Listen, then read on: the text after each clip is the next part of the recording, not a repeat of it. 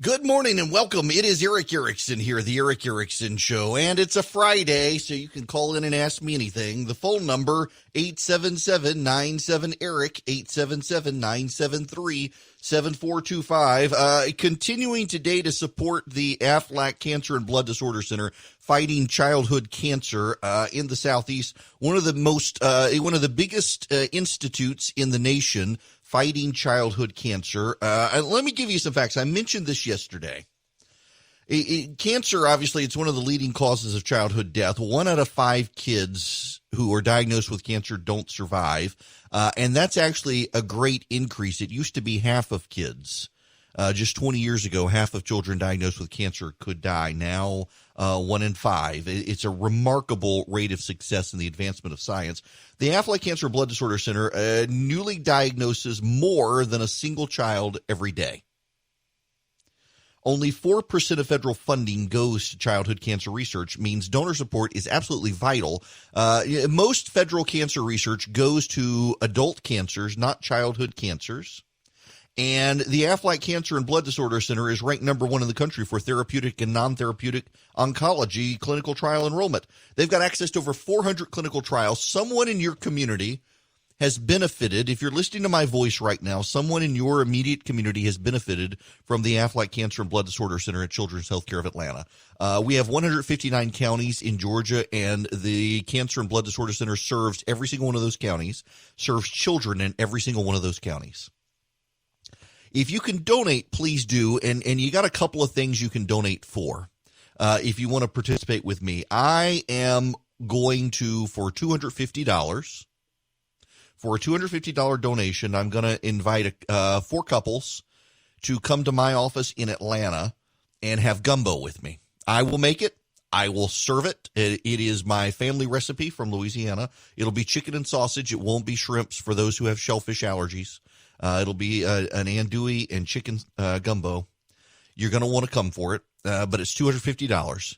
Now, I also have an amazing bourbon collection, and for $500, I will allow a couple to come. I think there are 20 slots for 40 total people, 20 couples to come and make their way through my bourbon collection.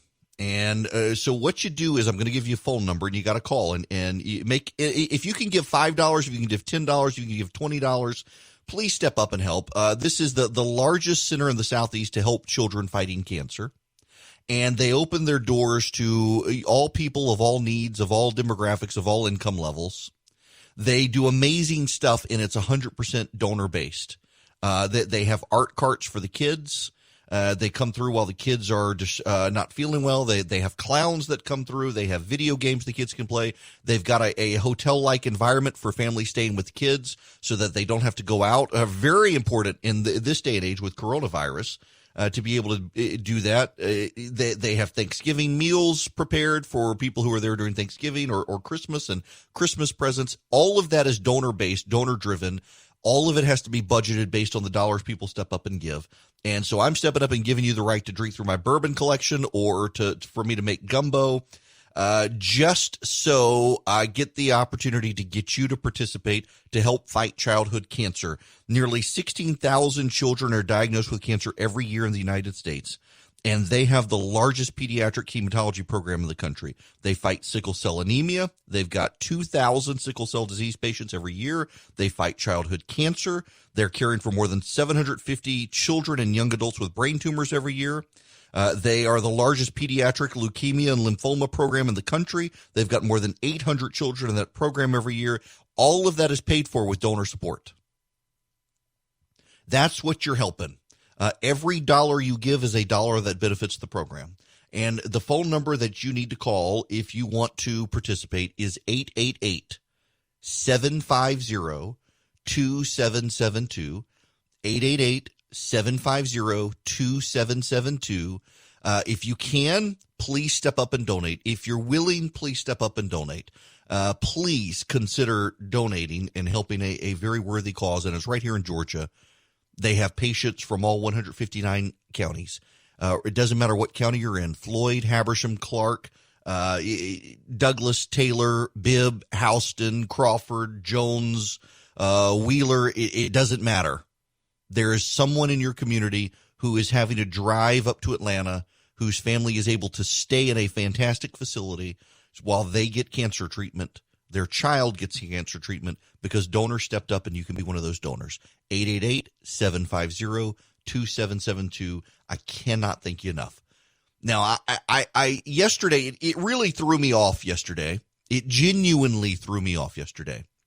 In the middle of the program, as I was coming back from the 10:25 break, word broke that Herman Cain had died. The president mentioned Herman Cain in a press conference yesterday. Let me begin by expressing our sadness at the passing of a wonderful man and a dear friend of mine, Herman Cain. He was a very special person. I got to know him very well. And unfortunately, he passed away from a thing called the China virus. And we send our prayers to Herman's great wife, Gloria, wonderful family. Your prayers for the family. I've got to tell you, you get a sense of just how crummy the national media is when they are attacking Herman Cain, claiming he got the virus by not wearing a mask at the Trump event.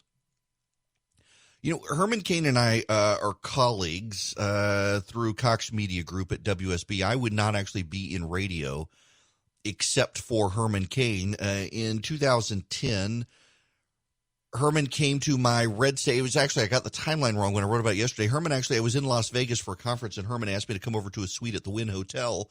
And he talked to me about running for president. He wanted to run for president, what it would look like to run for president. And then I invited him to my Red State gathering in 2010, where he first said he was planning on running for president. In fact, it was actually Herman who pointed out to me afterwards it got so little buzz that I needed to do better making sure the national press was at my events, which we did the next year when Rick Perry announced he was going to run for president.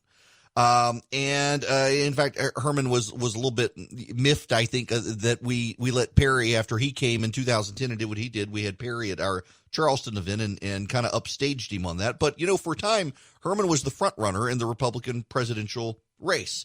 Now, when I took his job in radio in January of 2011. I was actually on the radio in Macon on WMAC filling in for free at this time. And they hired me to replace Herman up at WSB in Atlanta. And I took the job January 11th, 2011. I had to sleep on the floor of the office for a week because there was an ice storm and I couldn't get home. I didn't have a studio set up like I do now in Macon so that I could drive back and forth. So I slept on the floor. I had a couple of nights in a hotel. Wound up sleeping on the floor a few nights because the weather was so bad I just couldn't get back to the hotel.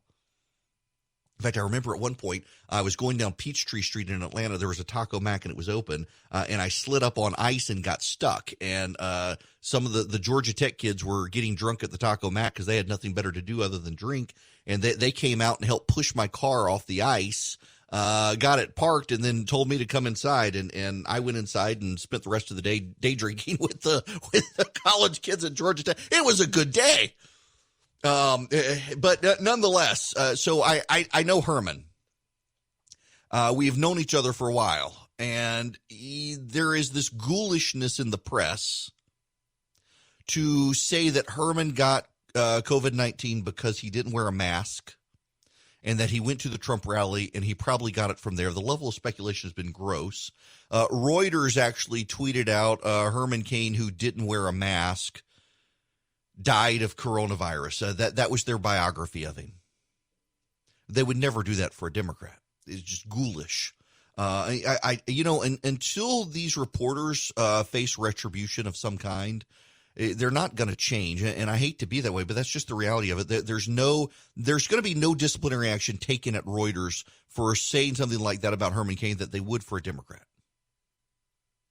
And until there is disciplinary action for saying stuff like that, they're not going to change. They have every incentive not to change. But without giving away confidence, I can tell you definitively, 100% with certainty, that Herman did not have the virus at the rally and did not get the virus at the rally. Everyone who knows the situation actually knows what happened. There is no reason to broadcast it or relive it because what you essentially are doing is you're assigning blame to others, and there's no point in doing that. But Herman did not get the virus at that rally. He did not have the virus when he went to the rally. Everyone who knows what happened, and it is monumentally disgusting to see members of the media do what they're doing, casting aspersions on this man, distracting from his biography, from he was a rocket engineer for the Navy. He was a small businessman. He became a big businessman. He became the CEO of a major corporation. He was a presidential candidate at one point, the front runner for the Republican nomination, the first black man to become front runner in the Republican nomination for president.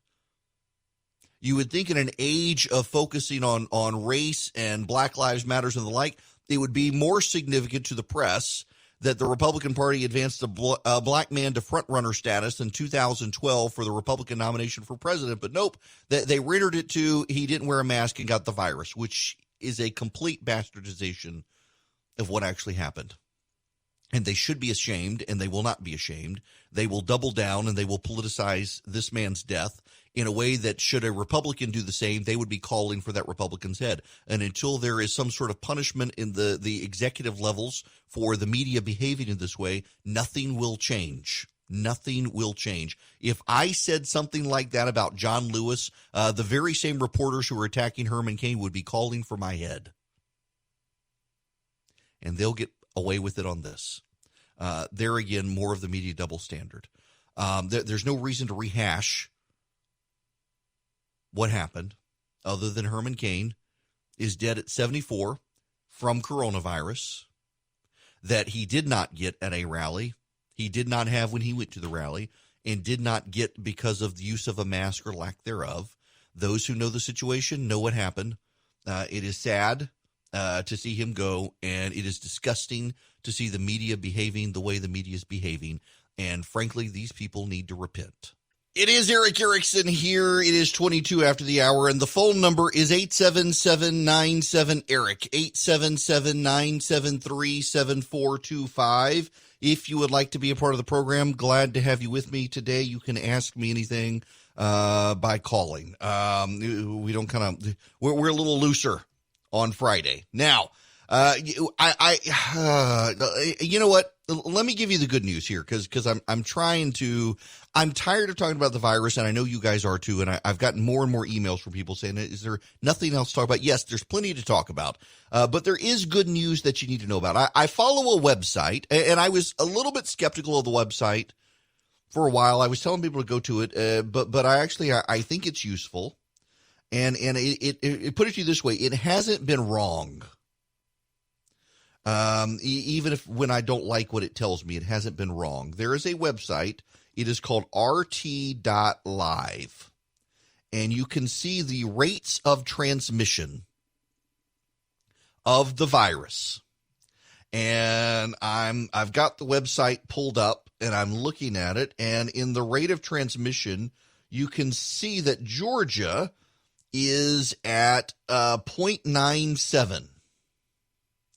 And that's actually really good news. During the shelter in place, we got down to 0.79.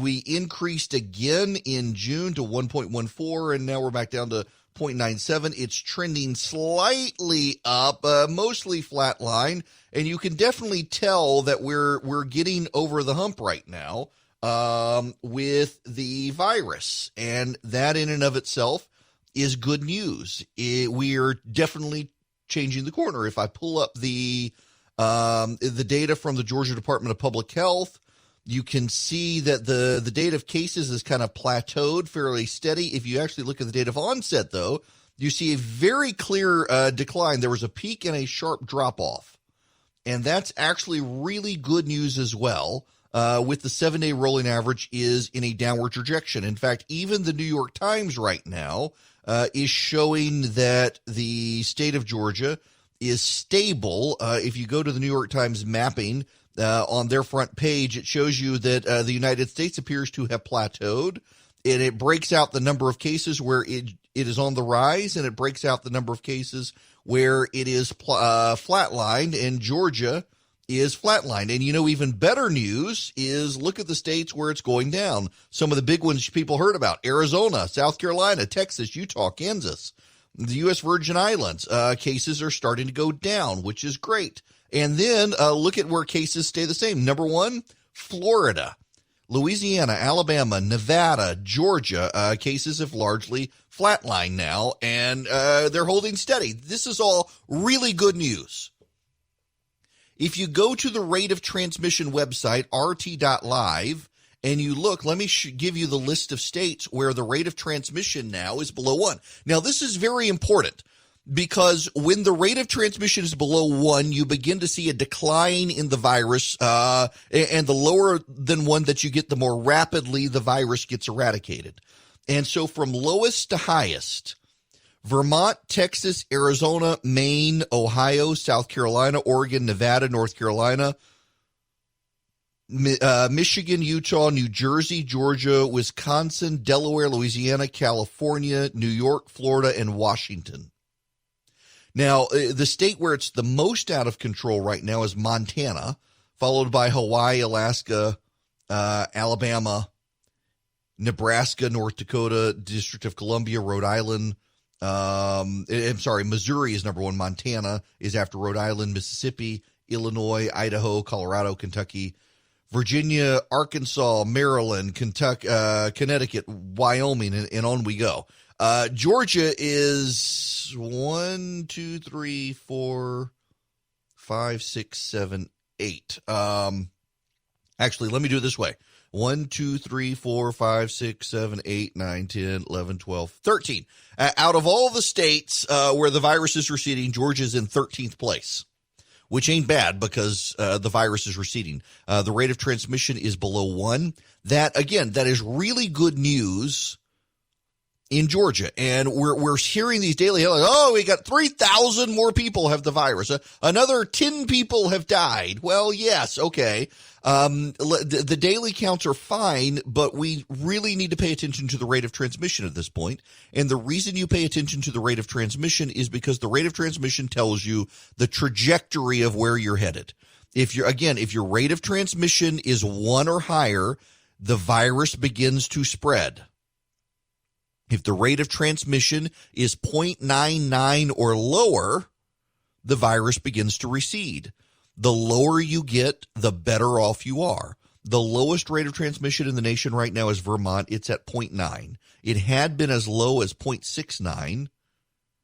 And then when shelter in place ended, it bumped up again, and then it went down. Now, here's the thing that, let me put this in a better perspective for you for Georgia. Where was the Georgia rate of transmission at the end of February? 2.84. 2.84. And it was already declining by March 30th when shelter in place was put in place. And then it dipped as low as 0.79. And then after shelter in place ended, it got as high as 1.14. And now it's gone back down to 0.97. The virus is receding in the state of Georgia. The virus is receding in a number of states. Then most states, it's still going up. And if people change their behavior again, the virus could increase again in Georgia. And whether or not schools reopening will impact that is something that we're going to have to figure out. But ultimately, I think it's worth noting, it's worth pointing out, it's worth showing that we're in a good place in Georgia right now. We're in a very good place, and we're trending in the right direction. And a lot of this has to do with people changing their behavior. And a lot of this has to do with the natural cycle of this virus that we're learning about. And we still need to be careful. There are areas of the world that were shut down, like Hong Kong and France and Germany, where they're starting to see a viral resurgence. We got to be careful, folks. but we are headed in the right direction in this state. And so don't panic. Don't panic. Don't cast blame. We're headed in the right direction.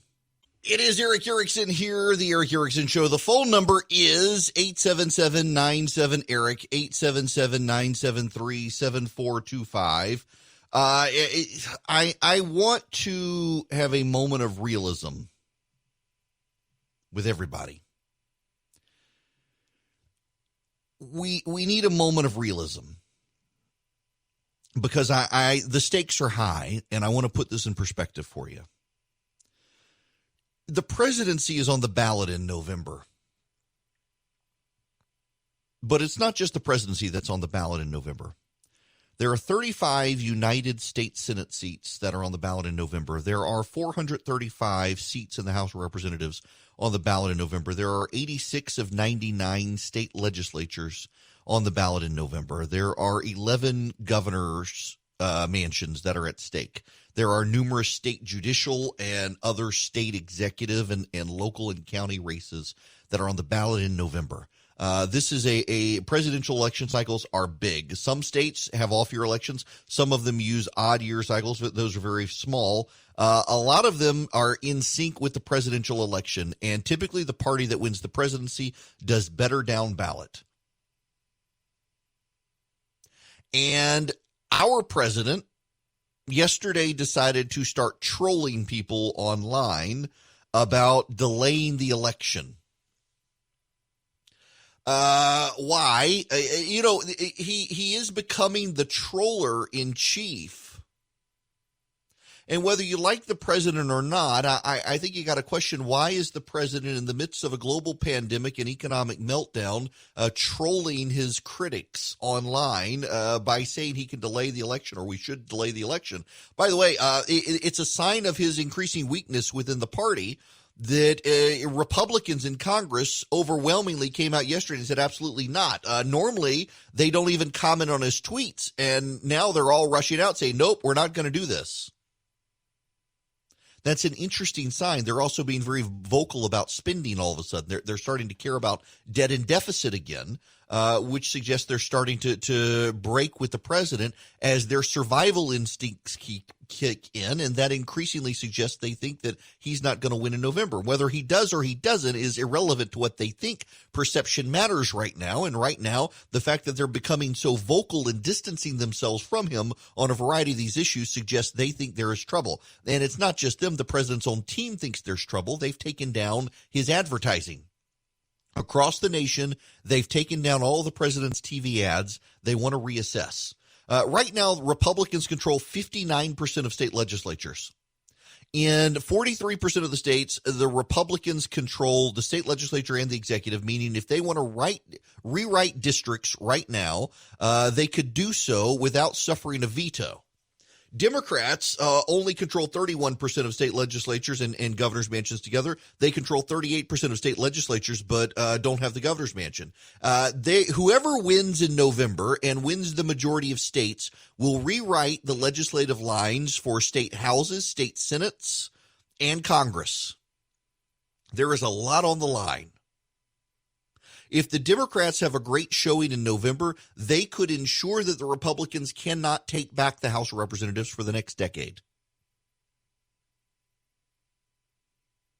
You need to ponder that. You need to consider that reality because the stakes are high. And the president is trolling people about the election. You know, the data continues to show and has shown consistently that the American public would rather this president handle the economy than Joe Biden. The data has shown consistently, the polling has shown consistently, and this is across the board. The Democratic polling and the Republican polling shows this. It's not just the media polls you hear about. Behind-the-scenes polling on both sides shows that the president has an advantage on the economy. That's why the Democrats have spent so long talking down the economy, and then the virus happened. If the president can get through the virus, the president can win re-election. But the president has to get through the virus. The president has to, the president's got to find a way to look like a leader. Now, you and I both know that most of the leadership on the virus happens at the local level. It is governors and state boards of health that are mostly in charge of this. But there are things the president can do to look like a leader in helping with resources and the way he talks about it, in the stuff he says. And you and I both know a lot of the media won't give him credit for a lot of that stuff, but he can still transcend. He can transcend through his Twitter account. He can transcend through his press conferences. He can transcend through his ad campaigns. He can transcend through what he puts on social media beyond Twitter. And right now what he's putting up is let's delay the election. And all that does is it riles up his opponents. And for the first time that I can remember in a while, has caused Republicans to rush to the nearest microphone and said, no, we're not going to do that. There needs to be message discipline. And increasingly it is obvious that there can't be message discipline because the president, who is the messenger for his campaign, lacks that discipline. And there are people now speculating, well, maybe he knows he's going to lose, and so he's just trying to cast doubt on all of it. Here's the problem. States are in charge of their elections, and many states are going to go to mail-in balloting because of the virus. So if the president is out there saying that mail-in balloting is bad and they're going to steal the election, and they're going to do it anyway, including in Republican states. I mean, Florida is a Republican state with a Republican legislature and a Republican governor, and they're going to do it. Will the president's supporters decide, well, the fix is up, I might as well just stay home anyway because there's no way I can win? If so, Florida is not going to be a Republican state next year. The governor will hang on because he won't be on the ballot. But the legislature? What about in Georgia? The Democrats are going to gain ground in the state legislature. The odds are they're not going to be able to take over the state legislature, but they're going to come close. And if you've got the president out there saying, well, it doesn't matter, the fix is in, the game is rigged, the deck is stacked, mail-in balloting, absentee balloting is going to be worked against me, are his supporters going to stay home too? Will enough of them stay home? I mean, there are ways to message this, and I'm baffled by what's happening with the president right now. I am genuinely perplexed. Does he want to win or not? And the problem right now is, does he want to win or not? And if he doesn't want to win, why is he sabotaging everyone else? Philip points out to me, as I'm sitting here talking, you know, this is what happened with Stacey Abrams to a degree, or this is what a lot of people think. Abrams came close, but she spent so much time talking about election fraud. She spent so much time talking about the deck was stacked against them. You can go out there today and find voters who decided that they weren't going to vote because Brian Kemp was going to steal it anyway. And it had everything to do with Stacey Abrams talking so vocally about the election was going to be stolen and there was going to be fraud and there was going to be electoral abuse and there was going to be voter suppression. And there were a lot of voters who said, well, wait, I mean, if the Republicans, why even bother wasting my time? It's raining today. This could happen with the GOP. Someone's got to sit in the room with the president at all times at this point and just keep him focused. There are three things that matter right now: Donald Trump, the virus, and the economy. You know, the polling actually shows that law and order doesn't matter right now. That law and order does matter, but not while people are focused on the virus. See, it's one thing for you to think an armed, crazed band of Antifa is going to come into your town and burn down Main Street. But it's a whole nother thing to think that a virus is going to get into your house and start killing off every member of your family. Mentally, which is worse to you right now? Which do you think is more likely? Because we're hearing story after story every day of the virus getting into people's households. I mean, Herman Cain is dead of the virus. People are paying attention to the virus. People are concerned about the virus. And what they know of the president is the mixed messages of the president and the going back and forth on whether or not the virus is real and whether or not to wear masks or not wear masks or have people socially distance or have kids go back to school or not go back to school. Parents are freaked out. Parents are stressed out. Teachers are stressed out and freaked out. Everybody is stressed out. Nobody seems to have a compelling message for them and know what to do. And the president isn't going out and exercising any sort of leadership. He's on Twitter saying, let's delay the election.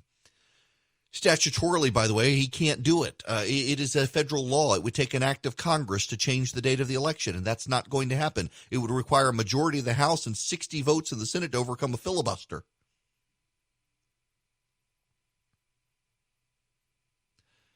Why waste your time on inconsequential things?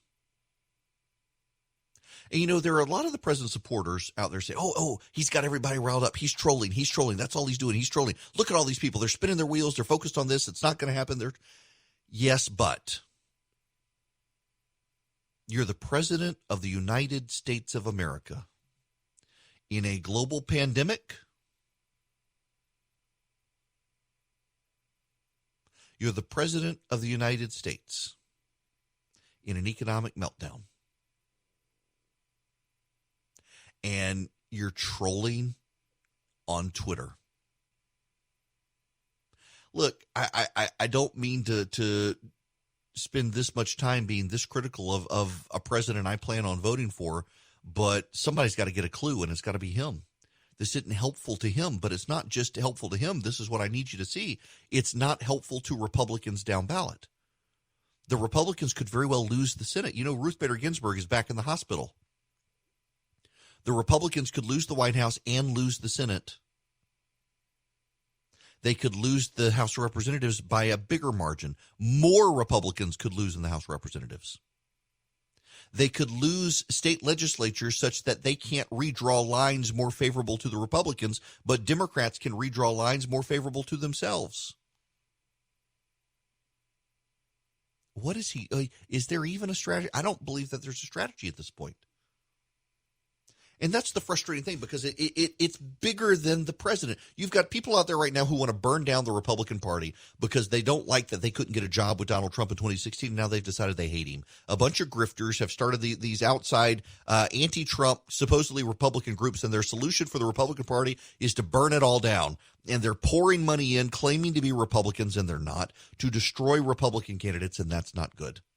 In Kansas, there's a big fight over Chris Kobach and whether or not he should be the nominee. And I've always been a Chris Kobach fan. The problem is that he was the Republican nominee for the governor's mansion 2 years ago, and he lost. A Democrat is a governor in Kansas.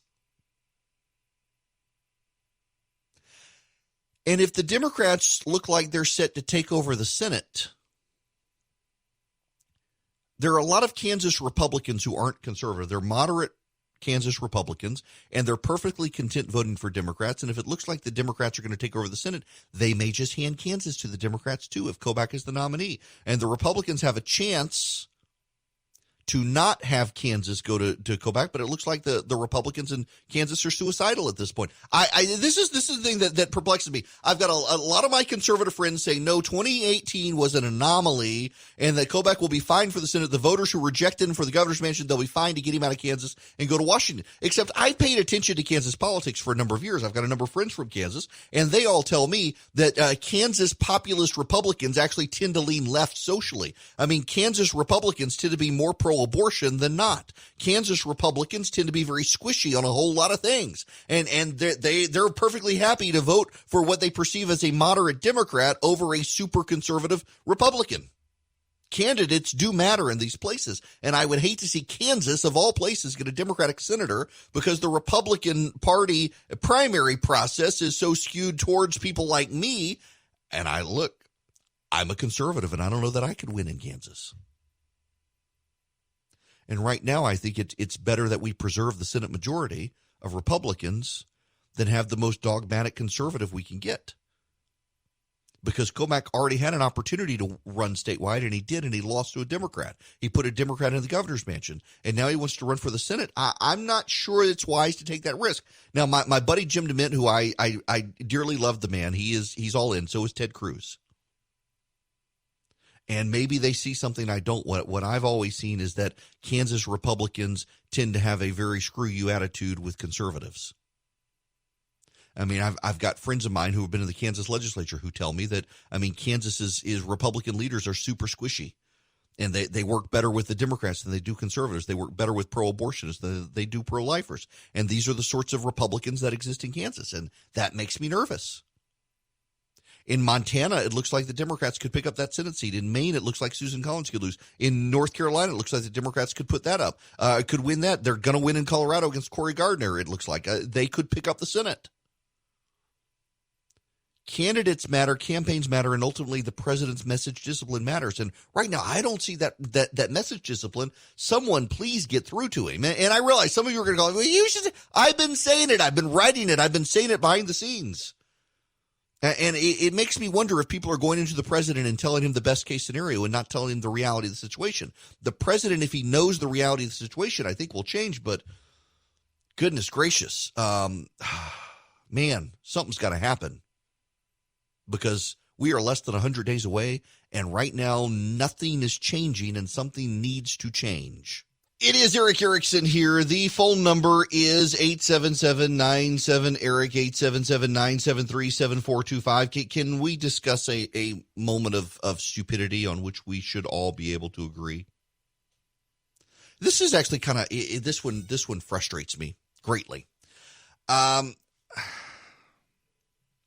So, in February and March, you had the Surgeon General, Dr. Fauci, Dr. Birx, and the like. They all came out and said, don't wear masks. Only people who are sick need masks, and first responders need masks. And if all the healthy people go out and buy masks right now, we're going to be in short supply. Well, then they found out that a lot of the people we think are healthy are actually asymptomatic, or they haven't gotten symptoms yet, but they're contagious. And so they revised their thinking and say we should presume that everybody has the virus because wearing a mask, if you're perfectly healthy and someone who's sick doesn't wear a mask, you still have a good chance of getting the virus. But if a sick person puts on a mask, they help reduce the spread because as the water vapor leaves their mouth, it gets trapped in the mask or it redirects the airflow up and down. Gravity takes over and pulls the virus down and keeps it out of the airstream. And so let's presume that everybody is sick now because we know asymptomatic people are out there and they don't even know they're sick, but yet they're spreading the virus. And we know that people who haven't gotten symptoms yet but will eventually get symptoms, the pre-symptomatic people, are actually the most contagious. So get everybody to wear a mask. That'll cut it down. And there's a lot of it's my rights, it's my liberty, and on and on and on it goes. But now, in just the last 48 hours, Dr. Fauci and Dr. Birx want to talk about face shields. So we can't even get people sold on the efficacy of masks, and you've already moved on to face shields? Really? This is just the height of absurdity. Now, I realize that these are our scientists and they have tunnel vision and they are solely focused on that. But you're not going to get me, an advocate of a mask, to wear a face shield when I go out in public. You're not going to get anybody to wear a face shield. And now we've got these doctors, we don't need people to wear masks. We need people to wear face shields because they could get it in their eye. And if the virus gets in their eye, they could get infected. And you're going to have people in goggles?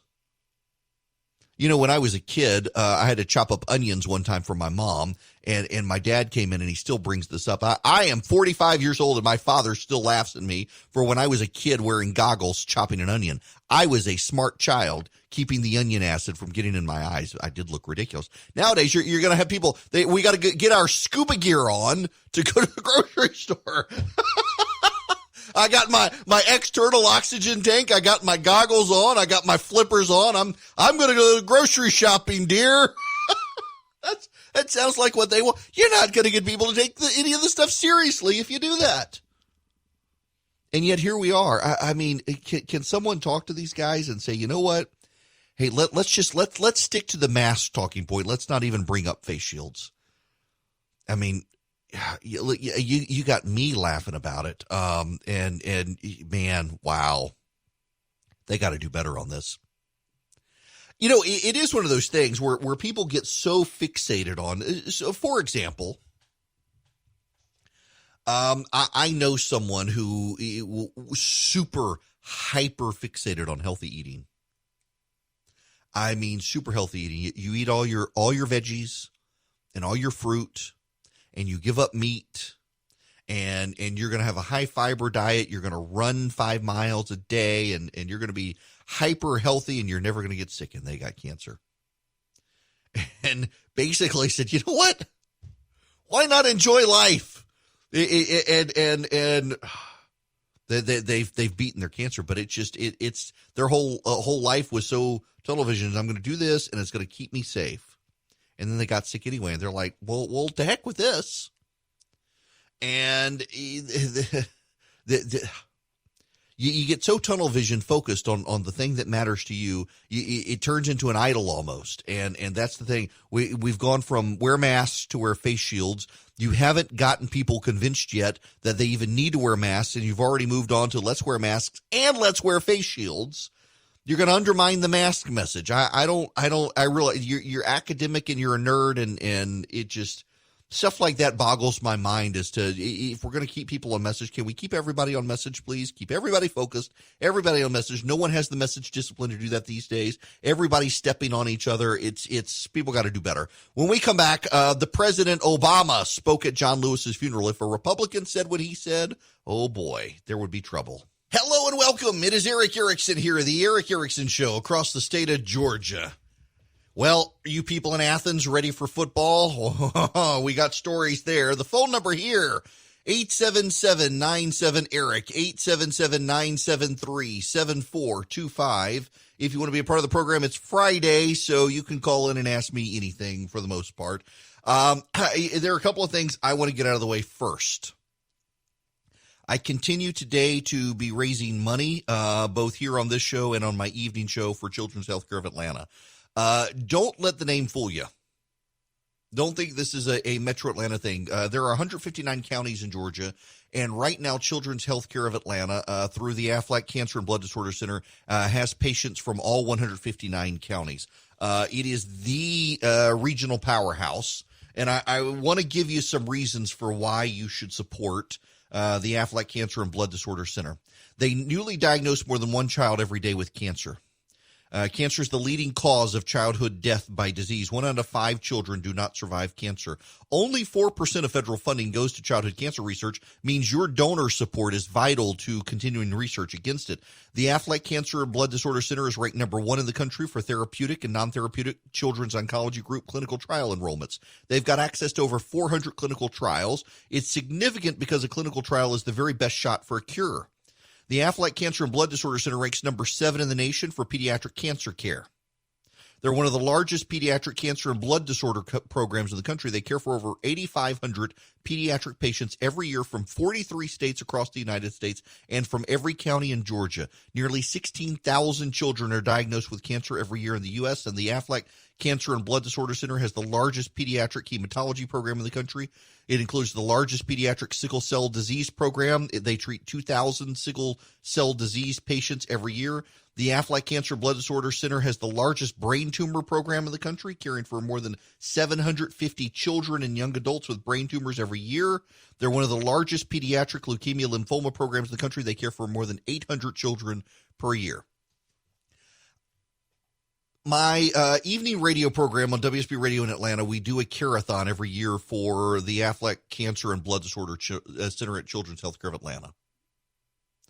They treat kids from 43 states, from all 159 counties in Georgia, and they do it because of generous donations from people. They are overshadowed, if you will, by a program like St. Jude that has an international fundraising base and major celebrity supporters and funders and on the board. And CHOA and Aflac Cancer and Blood Disorder Center doesn't really have that.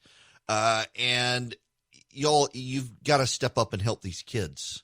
I've been there. I've seen what your donations do. The federal government only pays for about 4% of cancer research for children.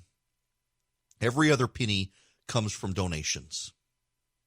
If you go to the Aflac Cancer and Blood Disorder Center in Atlanta, what you will see is that they've got rooms set up, hotel-style rooms, where they've actually got closets with shelving that the hospital staff can access without ever having to go in the room, to put food in so the people inside the room can get food without being bothered, to get the dirty stuff out, to get laundry out and do laundry for the family, to put the clean clothes back in, to take care of the family that's there with the child. Listen, if you've got a child and your child has cancer, you don't want to be You want to be focused on your child. You don't want to worry about your laundry. You don't want to worry about all this other stuff that's out there. And they try to make it as easy as possible for you to take care of your child. And for your child, they have an art program. They have clowns that come through. They provide meals at holidays. They provide presents. They do all sorts of stuff for the kids. I interviewed one little girl who's got sickle cell anemia, and whenever she has a problem, she has to go to the emergency room and inevitably winds up at the Aflac Cancer and Blood Disorder Center, and she thinks it's like a vacation. She says they bring her cucumber slices. She puts them on her eyes. She does her art cart programs. She plays with the clowns. All of that stuff is made possible by you. It is a wonderful program, and it is worthy of nationwide support. I don't hesitate spending time on this program, statewide and nationwide, to encourage people to support a program that supports kids in 43 states right now. They have one of the largest blood disorder programs in the country, one of the largest leukemia programs in the country, the largest brain tumor project program in the country. And that is all because of generous donations. And I want to make it easier for those of you who can get to Atlanta. Dates have not been set.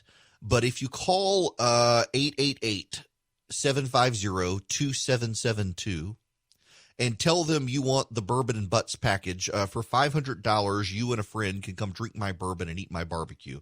I've got a massive bourbon collection.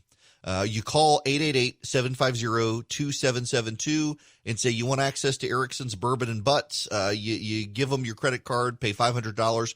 All that money goes to the Aflac Children's Cancer Center, and then I buy the barbecue and bring my bourbon collection to Atlanta. If you want something that's cozier and not a bigger crowd, I'm going to make a giant pot of andouille and chicken gumbo, and I will feed 4 couples for $250 a couple. And what you do is you call 888-750-2772 and say you want in on my pot of gumbo. And if you don't want to donate $250 and you don't want to donate $500, donate $10. Donate $5. Donate what you can. This is hard times economically for a lot of people. It's hard times economically for children's cancer centers that are driven and run based on donations. And all I can do is ask you to step up if you can. Do what you can and make a difference. Every dollar you donate actually helps. Every single dollar helps. So don't feel ashamed if you can only give $1. Don't feel ashamed if you can only give $5. Don't feel ashamed if you can only give $10, because your dollar makes a difference. Your dollar could be the difference between a child living and dying. You know, we live in an age right now where a lot of conservatives say, you know what, let's just let the government take care of it. That the government's taking care of everything else. What the heck? Let's fight the culture war and let the government deal with the spending. But I just think that we have an obligation ourselves to step up where we can. And we know that only 4% of childhood cancer research funding comes from the federal government. Every other penny, that 96%, that's from private institutions and private giving, from your giving.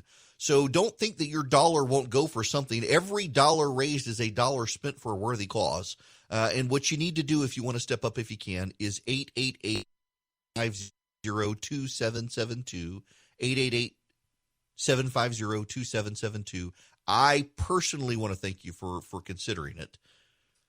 I am glad to take time out of this program to make a case for you to give, because every single county in Georgia right now has a child who is in treatment at the Aflac Cancer and Blood Disorder Center, and 43 states have children who are there getting treatment right now. It is a national program, and it deserves support. Now, we got to move on to other stuff. I want to begin with the greatest news that we can have headed into our weekend. It is the biggest story of the day, or at least it should be. We'll get to Obama at John Lewis's funeral, but this one makes me happy. Georgia and the SEC intend to play football. This is from Athens. This is a report from McClatchy. The COVID-19 pandemic has reached the SEC football schedule. The SEC Conference announced on Thursday it will be playing a 10-game conference-only slate on the football field this fall. The schedule will begin on September 26th with the SEC Championship game slated for December 19th. The move comes after the Big Ten, Pac-12, and ACC made similar decisions. After careful consideration of the public health indicators in our region and following advice of our medical advisors, we have determined this is the best course of action to prepare for a safe and healthy return to competition for SEC student athletes, coaches, and others associated with our sports program. Georgia games with Virginia, East Tennessee State, Louisiana State Monroe are wiped off the schedule. The ACC schedule will allow for one non-conference game within the school's home state, but as of now, the SEC is keeping all games within the conference. But this is good. We're going to have college football. It'll begin September 26th. It will end December 19th, but we will have college football. We're not going to have it the way we've had it in the past, but there's going to be one open date in the middle of the season for all the teams, along with an off week, December 12th for all the teams. By moving the start of the season back a month, schools are going to have time for students to get back on campus before starting camp in the season. Classes at the University of Georgia, for example, start August 20th. Students will return to Athens as soon as next week. They'll be able to see what happens. The new Georgia football schedule is expected to include 8 SEC opponents, home games versus Vanderbilt, Auburn, Florida, and Tennessee, road games against Alabama, Missouri, South Carolina, and Kentucky. Sports Illustrated Ross Dellinger says a separate scheduling model composed by league officials using strength of schedule will determine the 2 additional opponents for 2020. The announcement from the SEC does not include any particulars on whether or not fans will be allowed in the stadium. They're going to take a wait-and-see approach. Now, here's some of what the SEC has announced as well. Each athletic program has been engaged in evaluating best practices for game operations to provide a safe environment. Further decisions regarding safety standards related to athletic events, tailgating, and other activities, including social distancing, face covering, and health measures, will be announced later. The league said it will watch and learn as things go on, and the later time gives the SEC a chance to continue monitoring an 11-state footprint for games. And I have read now that the University of Georgia is going to mandate masks. And the masks will be required, masks will be mandatory, and you're going to have to do that if you want to go to a game. But at least you will have the chance to go to a game. This is good news. Now, there is sad news. There is sad news. Good old-fashioned hate will continue, but not on the football field of Georgia versus Georgia Tech. There will be no Georgia Tech game this year. If there is a Georgia Tech game this year, it will be played, it'll have to be played by the players without anybody's permission because they're not doing it. So there won't be that, but it does appear, though, that the Georgia-Florida game will continue in Jacksonville, at least right now. They're saying the Georgia-Florida game will happen in Jacksonville this year. We will see if that actually does. But there's progress being made on all those fronts, and that's good. The world continues slowly but surely to take semblance of being normal once again as college football comes back. Now, I need to tell you, I am being told that the gumbo dinner, some of you have just called in and sold out, so no more gumbo opportunities for you. Sorry. But if you want to come drink my bourbon and eat my barbecue, you can still call 888-750-2772, and you can say you want the Bourbon and Butts tickets to come. It's $500. I've got a several hundred bottle bourbon collection. And, so the very first time I ever did this, I took the collection to Atlanta, the entire thing. I had to take 2 carts on wheels to be able to get it. Had to have people help me load it and get it out, and then was informed that it was illegal to have that much alcohol in a car without a license to carry that much alcohol. So now I've got to take curated bottles, but man, I've got a great collection. I can't bring cigars because there's no smoking in the office. Otherwise I would. The Fuentes folks sent me a nice box of cigars recently, a hard to find box. And they're good cigars. And so, but I can't bring those with me, but I can bring the bourbon. And then, last year we got barbecue. I've got a listener listens to this program, from Canton, Georgia. It's 441 South Barbecue, and it is fantastic barbecue. And they came down, they provided the barbecue, they did brisket, they did pulled pork, they did mac and cheese and baked beans, and it was fantastic. I mean, it was delicious barbecue. And we're going to do that all over again. If you want to participate, though, if you want to just give $5 to help fight childhood cancer, call 888-750-2772. If you want to come drink my bourbon, eat my barbecue, you got to step up for $500 and tell them that's what you want. But every dollar counts, folks. Please help if you can. I gotta read you guys something. This is absurd. The Washington Post has had the audacity to capitalize the word white in its style sheet. You know, the Associated Press announced that it was going to start capitalizing black, but it would not capitalize white when it came to race. Let me read you some of this from I don't even know who this person is. The Washington Post decision to capitalize white in its style sheet seems to me to be the natural progression of a really bad idea. But before we get there, let's clear away some of the underbrush. First, all of these issues are symbolic and of less import to actually changing things than scribblers like me may like to think. Rather, they are reflective of realities taking place right now. Scorning the Post for their decision as if their decision was actually change reality gets the cart-horse relationship backwards. Also, I've heard compelling cases for why one should capitalize black. It stems from the fact that the experience of African Americans is indeed unique within the American context. We capitalize Jews and we capitalize Muslims, so we should capitalize blacks, especially if the word is being used to describe the descendants of African slaves brought to America against their will. But would we capitalize black if it referred to a recent Nigerian immigrant? Capitalize white, though, clearly a good faith attempt to make the controversy go away, seems misguided.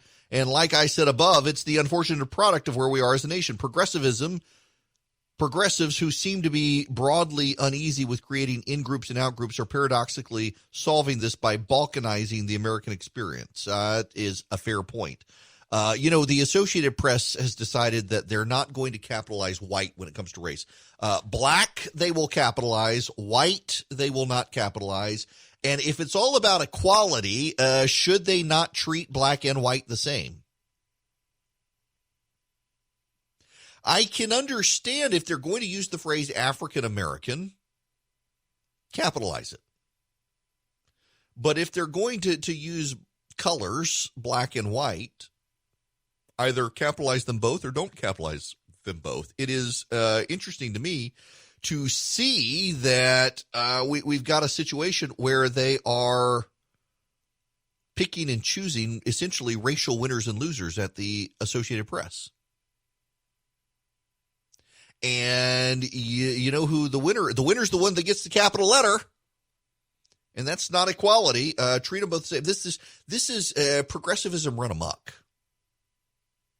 And you know the thing that's happening right now is it's a lie to say they want equality. You notice they've changed the phrasing now that they've gotten to where everybody agrees. Everyone agrees in equality. Now they've pushed it to equity. We need equity. We need a stake in it. We need stock. We need ownership. You know, the reality on the racial issues in this country is that it's going to take time. Time heals all wounds. It's going to take time. Now, that's not a popular sentiment because there's a rush. There's a rush to do it. The problem, though, is that in a rush to do it, they're going to cause cultural backlash. And you've got more and more people who are very brave, and it's not really bravery, so don't misunderstand me here, but they claim bravery for stepping up to oppose or to support reparations. There are a lot of people out there who have decided it is a very brave thing to support reparations, and it's not really because the cultural forces of today kind of agree with it. It's like being very brave and coming out in support of gay marriage. I mean, the cultural forces are totally there. It's actually real brave to come out and say, you know what? No, the Bible says marriage is between a man and a woman, so marriage has to be between a man and a woman. What you have isn't really marriage. You can't say that. Well, it's really brave to stand up and defy the cultural wind. Somehow it's brave to come out and say you don't like Donald Trump. They're so brave. It's real brave to come out and say you support you support reparations for slavery. Because you know it's never going to happen. I mean, that's the reality here is that we're not ever going to pass financial compensation as a country for slavery. It's not going to happen. Even if the Democrats got rid of the filibuster tomorrow, there aren't enough Democratic votes in the Senate to support reparations for slavery. So I would, it's fascinating to see the people coming forward and being brave and stuff like this. But here's the problem. Being brave and coming out and saying, I support it too, knowing it's never going to happen, stirs up dissent and anger among the people who say, well, we got all these people who support it. Why aren't we getting it? Why aren't we getting it? Well, because you're never going to get it, because no one actually really supports it. It's like the polling that always showed that gay marriage would always win and it always lost at the polls because people weren't telling pollsters that they didn't really support it. Or the people who were coming out and being most vocal were the ones who did. And so, all these people are coming out. Everyone must support it. No, they don't. So it's really brave for the Associated Press to capitalize black and not white when really the cultural forces are aligned to do it. There's nothing bravery about it. It's stupid. I do have a website you can go to, theresurgent.com, where you can get all sorts of news and analysis. And you can listen to me here 5 days a week from 9 to noon, or they got a couple stations that run it in delay. You can also call in and chat. And today is Friday, so you get way more flexibility in what you would like to call in and ask me about. You can call in 877-97-ERIC, 877-973-7425. You are allowed. We permit it. And now we got other news we need to talk about. Where are my notes of what I want to talk about? I try to write notes so that I can be specific in what I wanted. I know what I wanted to talk about. Okay, I must apologize in advance, but this must be done, and you must listen to it, even if you don't want to. You better stick around and listen to this, because I got to listen to it too. Take one for the team here. I don't want us to stop there, just trying to get back to where we already were. Once we pass the John Lewis Voting Rights Act, we should keep marching to make it even better by making sure every American is automatically registered to vote, including former inmates who've earned their second chance. By adding polling places and expanding early voting and making Election Day a national holiday. So if you are somebody who's working in a factory, or you're a single mom who's got to go to her job and doesn't get time off, you can still cast your ballot by guaranteeing that every American citizen has equal representation in our government, including the American citizens who live in Washington, D.C. and in Puerto Rico. They're Americans.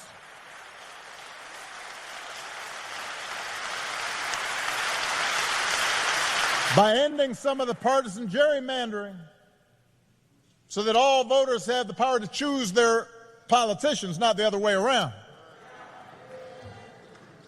And if all this takes eliminating the filibuster, another Jim Crow relic, in order to secure the God-given rights of every American, then that's what we should do.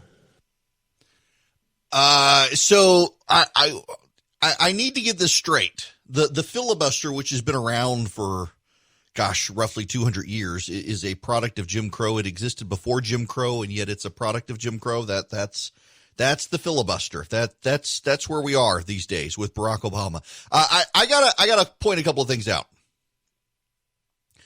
I assume you know what priapism is. It's like the Cialis commercial. If it lasts more than 4 hours, you got to go to the emergency room and see if they can deflate it. And there were a lot of reporters in Washington, D.C. yesterday that got priapism hearing Barack Obama speak. And some of them had calluses by the end of the day. And had a Republican gone to a funeral, let's say this,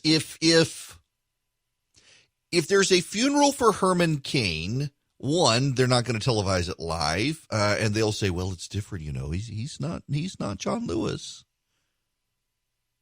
But if a Republican, if Donald Trump goes to Herman Cain's funeral and lashed out at the Democrats and accused them of bigotry and put forward an initiative of reforms calling for the end of the filibuster and the like, what do you think the reaction from the media would be? What do you think the reaction would be from the press if that happened?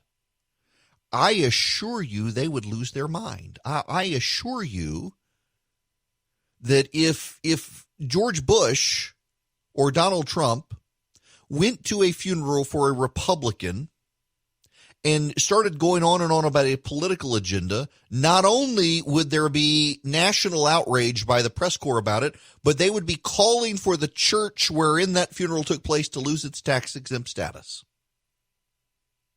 But Barack Obama gets to do that, and the media's like, "Oh, he said he's so wonderful.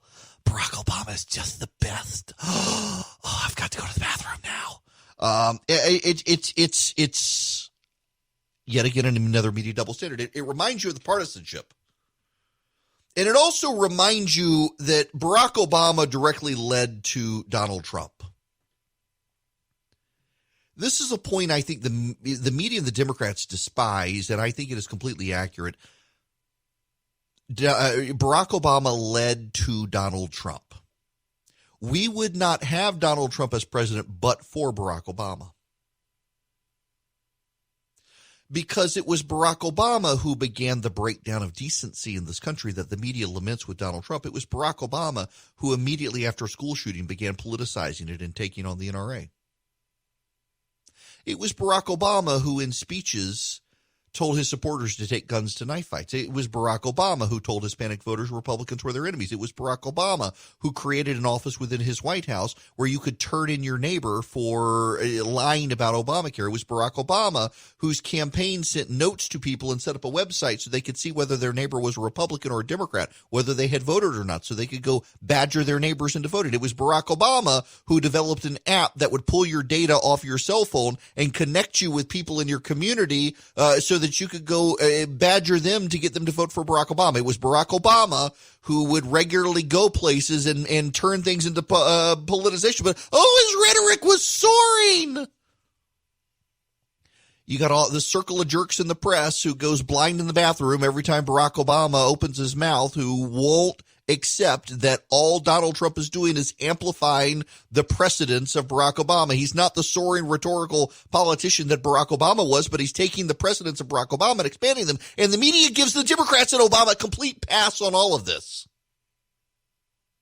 Whether you are on the left, the right, or the center, there is a double standard, and you can love Barack Obama or hate him, but you need to recognize that the media has routinely given him a pass to go to funerals or to events and politicize things and make cases. And what's so ironic here is that he's saying that the filibuster needs to be gotten rid of because it's a product of the Jim Crow era. No one's going to challenge him on that because he's Saint Barack.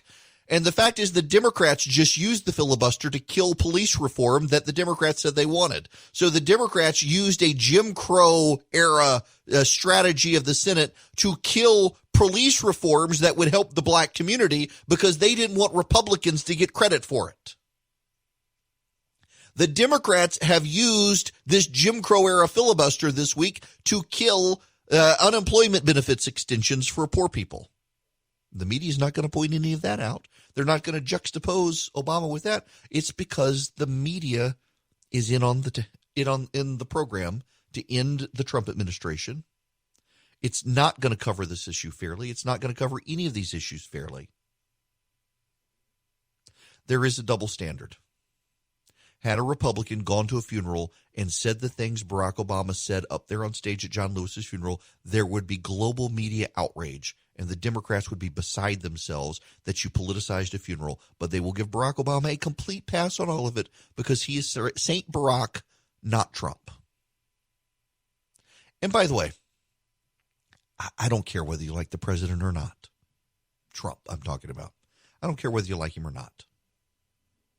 If you're offended by what I said, that says way more about you than me, because objectively there is a double standard, and objectively that double standard led to Republicans picking a guy like Donald Trump, who saw time and again Republican politicians betraying their base, not standing up and fighting Barack Obama, and saw the Democrats giving a complete pass to stunts like this by Barack Obama, holding him to a different standard they would ever hold Republicans to. Remember, Antifa protesters burning down a courthouse in Portland are mostly peaceful. Mostly peaceful Tea Party protesters were violent goons in 2009. There is a complete media double standard on this stuff, and it is those double standards that lead people to say, you know what, screw this, let's just go with this guy. And if you're not willing to see it, you're going to get more of that. If you're not willing to acknowledge it, you're going to get more of that. If you're not willing to be candid and honest about it, you're going to get more of that, and you'll get what you deserve. I mean, I'm not saying anything that should be controversial here, but it is to the left in the media. See, you know, one of the things that we see right now is the media in the United States of America right now refuses to hold itself accountable or have any level of introspection in what it's doing. A media that attacked people for wanting to buy masks in February and March pilloried people for not wearing masks since then. A media that told you that this was the Wuhan virus in January attacked the president for saying it was the Wuhan virus because he was racist. A media that told you that this was no big deal, relax, the flu's a bigger deal in January and February is pillorying the president for playing down the virus. And you can say, but they changed. And the president didn't. But there was no acknowledgement of that change. There was no acknowledgement that they had gotten it wrong. The media that attacked Donald Trump for not doing enough put Andrew Cuomo on TV every night and humped his leg talking about how awesome he was on a daily basis when senior citizens were dying in nursing homes in New York City. A media that routinely attacks the governors of Texas and Georgia and Florida for deaths in their state continues to ignore that there are still more people dying on a daily basis in New York. A media that has said Ron DeSantis got everything wrong and Andrew Cuomo got everything right has continued to ignore the fact that Ron DeSantis in Florida protected senior citizens in nursing homes while Andrew Cuomo was sending senior citizens to their death. And a media that bashes Donald Trump and everything he says continues to give Barack Obama a pass for going full politics at a funeral of a dead man who happened to be a member of Congress and a civil rights hero, and he can say whatever he wants. And if a Republican did the same thing at a Republican funeral, God forbid that happens, there would be national and global media outrage. This is why so many people don't take the media seriously anymore. They refuse to be introspective. You've got entire shows on CNN, for example, that analyze the news, and all they do is they obsess about Fox News. You had Brian Stelter had a guy on television who said that Donald Trump had killed more people than Adolf Hitler. They even put that out on social media from Brian Stelter's own TV show's account to let everyone see what that guy said. And then all after, we didn't actually see it. My earpiece had died, and I didn't know he said it. I'm so sorry. Well, then why did your team think it was something worth highlighting? And no one in the media points that out. No one in the media, no one at CNN wants to hold that guy accountable. But Fox. If you're not going to hold your own self accountable and exercise some level of introspection and some level of self-control and self-review and self-reflection, why should anyone take you seriously? You demand everyone else do that and you don't want to do it yourselves. The media has become so arrogant in this country. Look at what they did to Herman Cain. Herman Cain dies and they all rush out. He didn't wear a mask at that rally. That's how he got it. No, he didn't. I know for certain he didn't get it there. And when you reach out to members of the media and tell them, well, you have to tell me exactly who and how and let me report. No. But they don't care. Reuters reporters run stories that Herman Cain, presidential candidate who didn't wear a mask, dies of COVID-19. That was how they reported his obituary. Until the media learns its lesson and offer some self-control and self-reflection on how it's contributed to making matters worse in this country, things are only going to get worse because fewer and fewer people actually take the media seriously these days. Fewer and fewer people actually listen to the media. more and more people recognize that the media has an agenda, and it may not necessarily be your agenda, and it may not necessarily be the truth. It's more about shaping a narrative that goes the way of the Democrats as opposed to telling people factually what happened. They will conveniently leave out the facts that put the situation in a different light. Until the media is willing to step up and exercise some maturity, you can't expect anyone else to take it seriously. And I don't think that's going to happen until people begin retaliating by putting these people out of work, by canceling their subscriptions, by turning the channel, by driving down the ratings. There are clear biases at work in all of this stuff.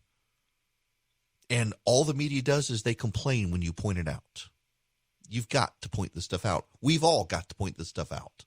It is Eric Erickson here. The phone number is 877-97-ERIC, 877-973-7425. Let's go to the phones. Jeff in Decatur, you're going to be up first. Welcome. Hey, Eric, good morning. So I have a comment about Dr. Fauci recommending the face shield. Are you ready? All right.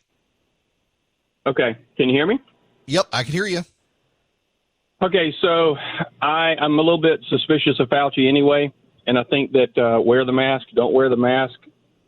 I think he's calling for these face shields perhaps because if he is part of anybody backing a second wave of Antifa riots, you won't be able to identify them as well if they're wearing goggles and or shields in addition to face masks. Maybe I'm skeptical. So wait. So you want? I'm trying to follow your logic here, Jeff. That Fauci wants people to wear face masks so they can be part of Antifa riots. Not necessarily face masks, but in addition, the face shields now and the goggles to protect your eyes, supposedly. But if since his side of the ledger is not condemning the Antifa riots at all, then I think that gives tacit approval for them. In other words, if he's part of a bigger scheme to promote Antifa riots, why not go ahead and lend credibility to their effort in a stealth mode by saying, hey, you're wearing masks, but you're being able to be identified. You go ahead and wear a face shield and goggles. Nobody's going to see you. Man, Jeff, this went full conspiracy real fast. Yep. Maybe. Yeah, I'm just saying. Look, I don't know. I don't know where Fauci stands on this stuff. I think the man is a healthcare nerd, and he probably doesn't even know what's happening in Portland. I mean, that's my take on it. I honestly, I'm perplexed though about the face shield stuff because they can't even get people to wear masks, and suddenly they're moving on to face shields. The whole thing just, I mean, it makes my head hurt. And look, I don't have any conspiracies about Dr. Fauci. I think the man is a healthcare nerd. He's got the ear of the president, and he's doing the best he can, but he continues to step on himself. And I frankly think at this point, Fauci needs a media handler who can help him not step on himself. Like I think the president at this point needs a media handler who could just like let him tweet. Is there a way to allow the president to tweet so he thinks he's tweeting, but yet it doesn't actually show up on Twitter? Because I mean, and you know, you've got Dr. Birx out there as well now saying, yeah, I agree with Fauci on face shields. I don't think that we need people in face shields, y'all. I'm sorry, I'm wearing a mask, and I'm not going to wear a face shield. There's just no reason for me to tell anyone to wear a face shield. I think that's dumb. And I think people aren't going to do it anyway. What are they thinking? I don't know that they are thinking. I really do think, you know, y'all know the types. Most any of you know the type of person that is so focused on their work that that's all they can relate to. I mean, so I will tell you a funny, I will leave names out of it. And gosh, I think he sometimes listens, so he may hear this. You're not allowed to be offended, you who I'm about to talk about, because you know it's true. I was at a dinner a while back. Charlie, you know who I'm talking about. I was at a dinner a while back with some powerful and influential people. And one of the people who showed up is just, he is fixated on his work. This was during the Democratic primaries, and we're all sitting around at this house, very nice house, for this very nice person who every single person here knows. And we're surrounded by a group of people who almost all of you would know. And in walks this person who every one of you would know. The rest of us are sitting there, we're talking about barbecuing. We're talking about cooking. We're talking about at the time we're talking about football, professional football. We're talking about the NFL, who is going to go to the World Series, and in walks this guy, and the first words out of his mouth is, "Boy, we're missing the Democratic debate." And all of us just kind of look at him like, "Yep, we are," and we go back to talking about the NFL and how things are shaping up for the Super Bowl. We're in playoffs at this point, and he pipes up it's something about Tom Brady, and then he says, "Yeah, it's going to be like Kamala Harris on stage tonight." I was like, really? You who are listening, who I know you've listened to this program, know that I'm talking about you, and I say it lovingly because I picked on you in person. The rest of you have no idea who I'm talking about, I realize, except y'all all know these people. But you know those types of people. You encounter them in your work life, and you encounter them in your daily life. Someone who is incapable of having a conversation about anything other than their work.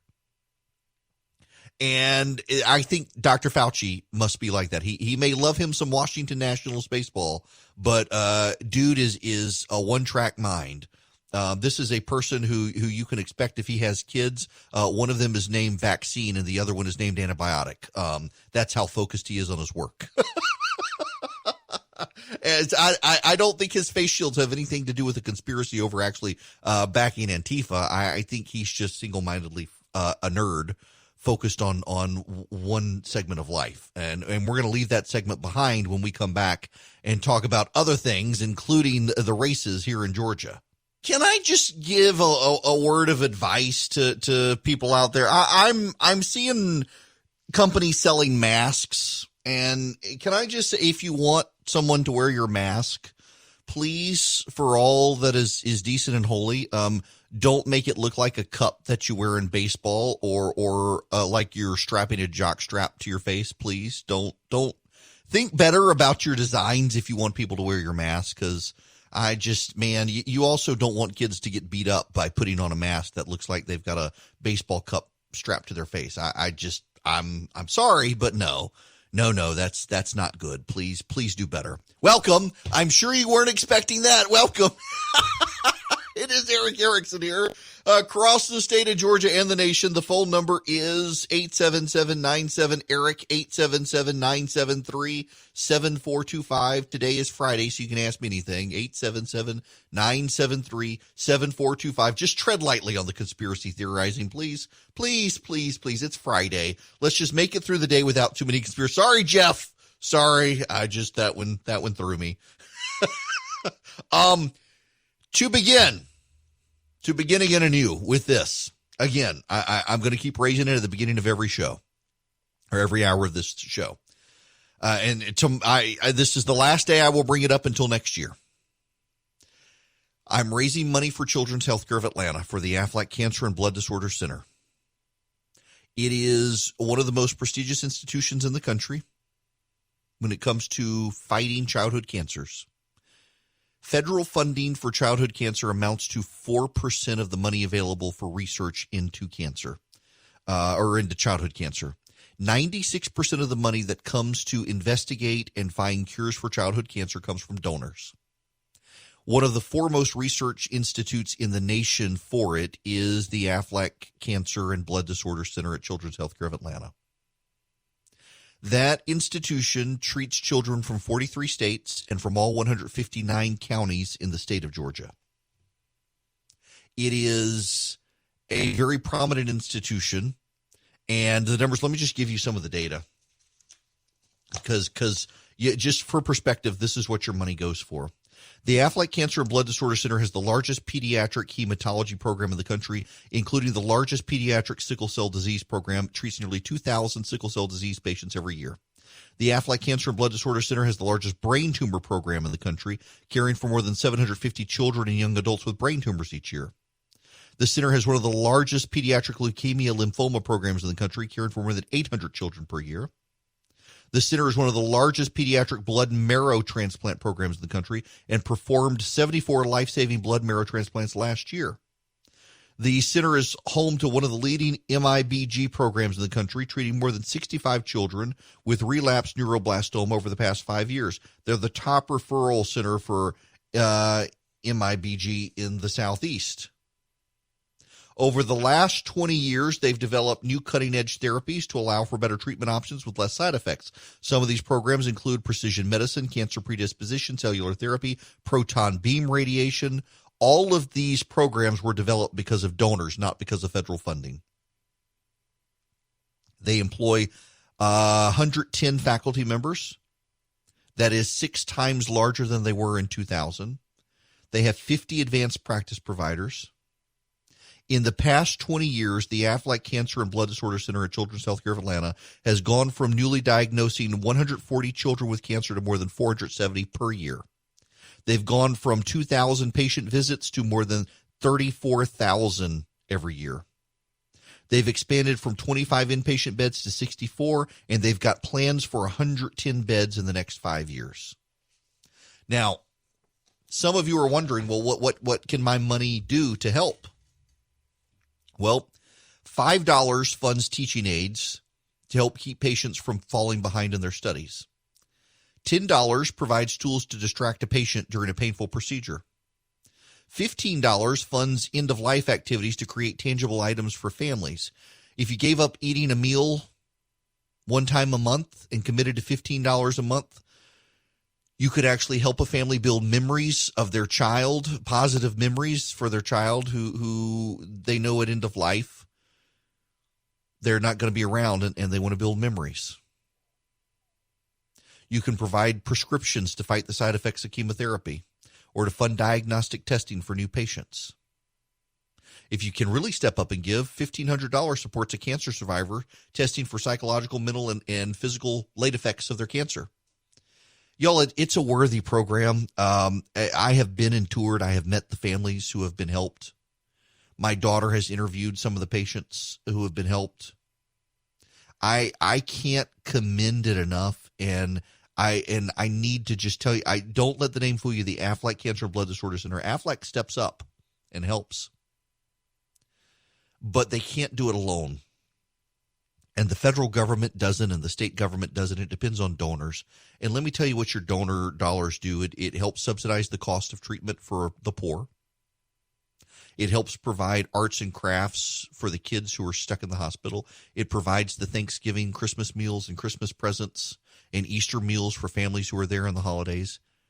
It provides for room renovations and expansion of facilities. It provides for a game room where the kids can go when they feel well enough to play. It provides for stuffed animals for the kids who are small and sick and scared and don't have the energy to talk. It provides for all sorts of stuff. And I just really want to encourage you to step up if you can. And let me give you the phone number, 888-750-2772. I just got an email that they got people on hold because of the coronavirus. They couldn't get as many call screeners, so people are having to wait on hold to give. Please hold the line. Take the fight to cancer. Help fight childhood cancer. Please do what you can to help. 888-750-2772. If you call in and you're willing to pledge, or willing to donate, not pledge, but actually donate $500. At a point to be determined, we haven't set the date because of the virus, but every year I open my bourbon collection up to donors to Children's Healthcare of Atlanta. I take curated, select, great quality bottles to Atlanta, to my office, and invite people in. One of my listeners runs a barbecue restaurant up in Canton. He brings barbecue and brisket and pork and mac and cheese and baked beans and sweet tea and lemonade, and then we have bourbon. And I give everybody a tour of my office. Did you know one of the cool things in my office in Atlanta? You know the NBC tone, boom, boom, boom. Well, my office in Atlanta, my radio station in Atlanta, was an NBC affiliate in World War I, and they needed a way to signal that they were going to do news. And the head of the station, his child, had a xylophone, and he came up with that tone, boom, boom, boom. And NBC loved it, and they started playing it. And the original xylophone is in the office, just down the hall from my office. And I take people on a tour of that, our TV studios, our radio studios, and I feed everybody barbecue and let them drink my bourbon. And I've got some bottles. I know I'll be taking some of the Jefferson's Oceans from their Voyage 19. That's the weeded one, and the Voyage 17. I've got a McKenna 10-year that a noted person gave me. I'll tell you who it was if you come. I'm not bringing, I love y'all, but I'm not bringing my pappy. But I got Basil Hayden, I got Blanton's. I've got good selections of bourbon. I've even got a couple of, I've got a Johnny Walker Blue Label and a 20-year-old Scotch that I'll probably bring. But it's a good and worthy cause. And if you want it, you got to call 888-750-2772, pledge $500 or give them $500 and say you want to come to my Bourbon and Butts. And we'll make it happen, and I'll hang out with you. You can drink my bourbon, and you'll help fight childhood cancer, and please consider doing it. This is the last day that I'm doing this. We'll move next year. We'll do it again on next year for the next Carathon. We do it once a year. I'm happy to help. It is for my evening show that I do it, but I just decided I now have a national platform with this show, and it is a cause for a center that helps kids across the nation, and I should do that. Now, I want to read you the opening of a story at CNN. This is the opening. The story is written by Gisela Crespo at CNN. Individuals with a cervix are now recommended to start cervical cancer screening at 25 and continue through age 65 with the primary human papillomavirus testing every 5 years as the preferred method of testing, according to new guidelines released Thursday by the American Cancer Society. The cervical cancer screening recommendations say that HPV testing in combination with a Pap test, also known as co-testing, every 5 years or a Pap test alone every 3 years are still acceptable options, as not all laboratories have transitioned to the primary HPV testing. The updated guidelines appear in the ACS's journal, a cancer journal for clinicians. Can I please, can I highlight, please, this just hurts my brain, please, the first sentence again. Individuals with a cervix. Do you know how they could shorten this and take out needless words? Because, when you edit, if you've ever gone through a class on editing, one of the things they tell you to do is to shorten your sentences by taking out unnecessary words. That if there is a word that you can use that shortens the sentence by taking out unnecessary words, you should use that word. Individuals with a cervix are now recommended to start cervical cancer screening at 25. How about, let me be the editor for this piece. Bear with me. Let me be the editor. How about we write it this way? Women are now recommended to start cervical cancer screenings at 25 and continue through age 65. Even if you put in biological women, you would still be shortening the phrase individuals with a cervix to 2 words. But it should just be 1 word. And it is fascinating how in a day and age of say their name, the name you're not allowed to say anymore is women. And it's fascinating to see this in the transgender community demanding that we get rid of the word women because some dudes have decided that they're women. Individuals with a cervix, that's called a woman. Men don't have a cervix. Men can't get pregnant. That's not me. That's science, by the way. That's not me speaking. That's science. That's every biology textbook known to mankind. Men can't get pregnant. Men do not have a female reproductive organ. Men do not have a cervix. Men do not have a uterus. Men do not have fallopian tubes. Men do not have ovaries. If you are a man who has a uterus and fallopian tubes and ovaries and a cervix, you are a woman. I'm sorry to break that news to you, but you happen to be a woman. And we have gotten to peak cancel culture where women are canceled in the name of the transgender advocacy movement, where we must make people who have mental health conditions feel good about themselves by not actually referring to them as what they are. That's just, this is a news outlet, a health outlet that can't bring itself to use the word women and must add extraneous words, individuals with a cervix, lest they offend a woman who happens to be a man. Y'all, this is a bridge too far for me. I'm sorry. I'm sorry if you suffer from a condition where you are a man and you think you're a woman. I'm sorry that that's the situation, but that doesn't make you a woman. And I gotta be on, and I don't particularly care for J.K. Rowling, but I gotta be on her side here. She's right. Why can we, in an age of equality, in an age where women are supposed to matter, now we can't even use the word woman because some dude may get upset because he thinks he is a she? That's not right.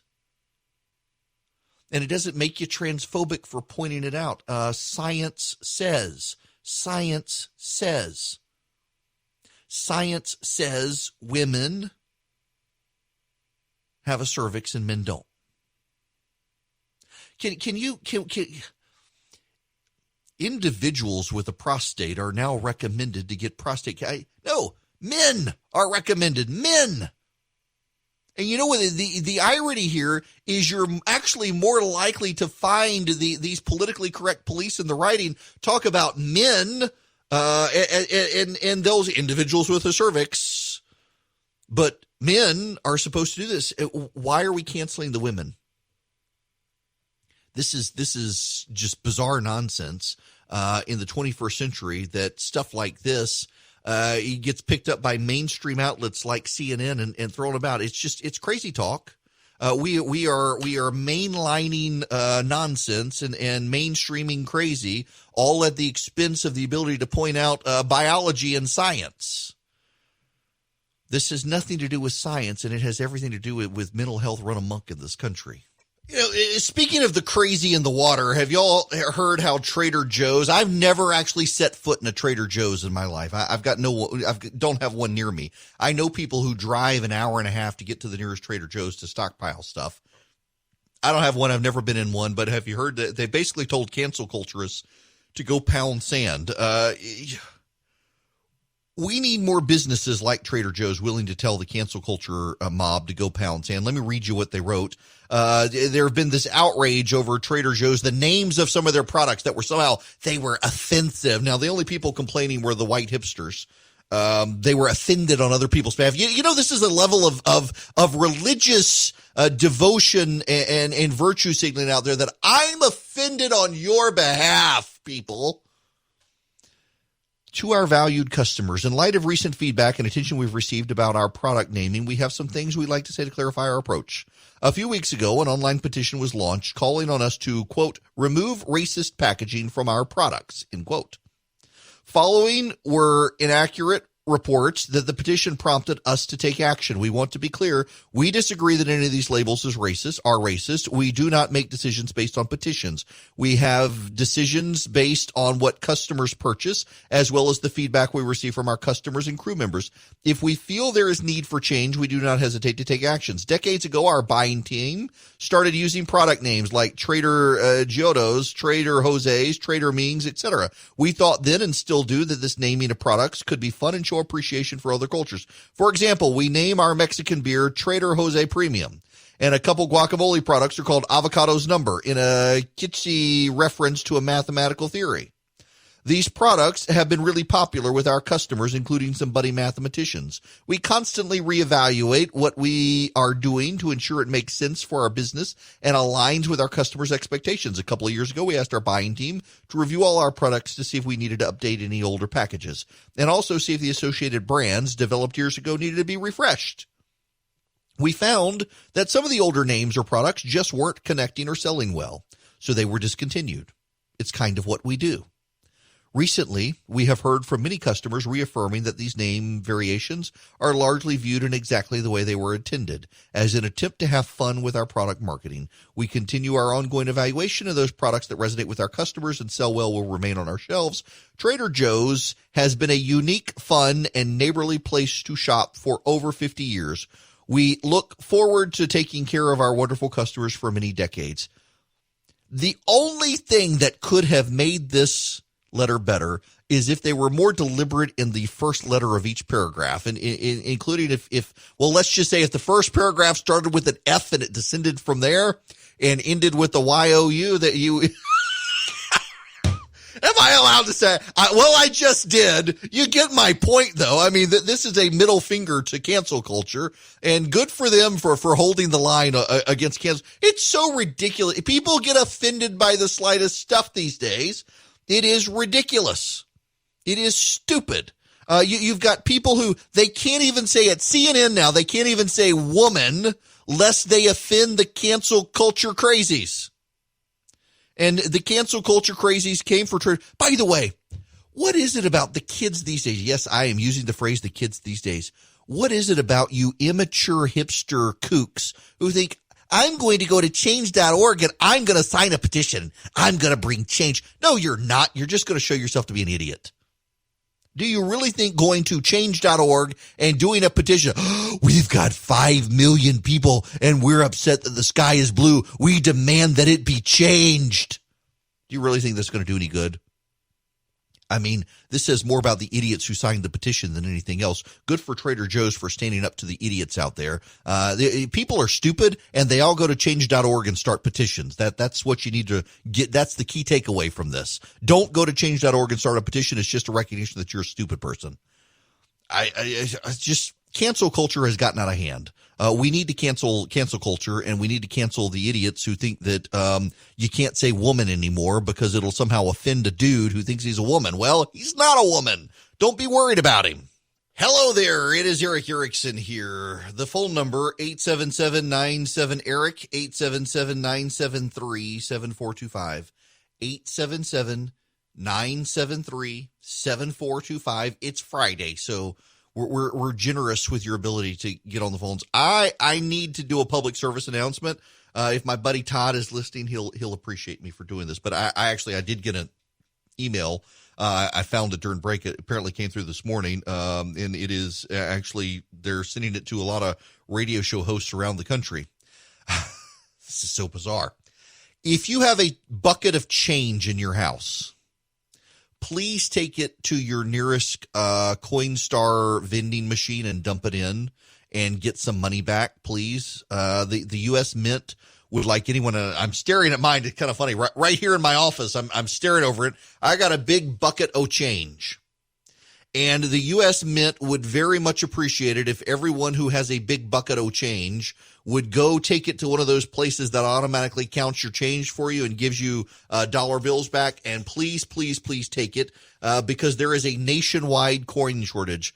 That's right. I am doing a public service announcement for the U.S. Mint, which is just bizarre to me. But because everyone's afraid to touch everything, and one of the things people are afraid to touch is coins, and people haven't been going out and shopping a lot with paper bills and coins. They've been using their credit cards, debit cards, and Apple Pay and the like. We have a nationwide coin shortage, and so the U.S. Mint is begging you people, please, if you have a box of change, if you have a jar of change, if you have it piled up under your couch or your bed or in your car console, please, for the love of all that is good and decent and holy in the world, please take it to one of those places that you can dump it in and it counts it, because they are desperate to get coins back. People are not using them. They know they're out there. There are 40 billion. This is the stat. 40 billion with a B. $40 billion in loose change running around in this country, collected in people's jars and cup holders and car consoles and underneath their couches. And the U.S. Mint is begging you, please, please go to the store. Please, please turn in your coins. Get dollars back. Because they desperately need, they don't want to print more coins when they know there are $40 billion sitting out there in a jar somewhere. So please do it. It is this is my bit for God and country to tell you, I will take my jar of coins, you take your jar of coins, and we will all do it. Because I'm telling you, there is a shortage. When I get emails from the U.S. Mint asking me on my radio program to tell you people to turn in your coins, please turn in your coins. They're that desperate for people to get coins back in circulation. And, there is a real problem here. They don't want to print additional coins because they are tied to a value. So if they go out and they print a bunch of new coins and then suddenly the pandemic goes away and you start spending your coins again, it devalues everything.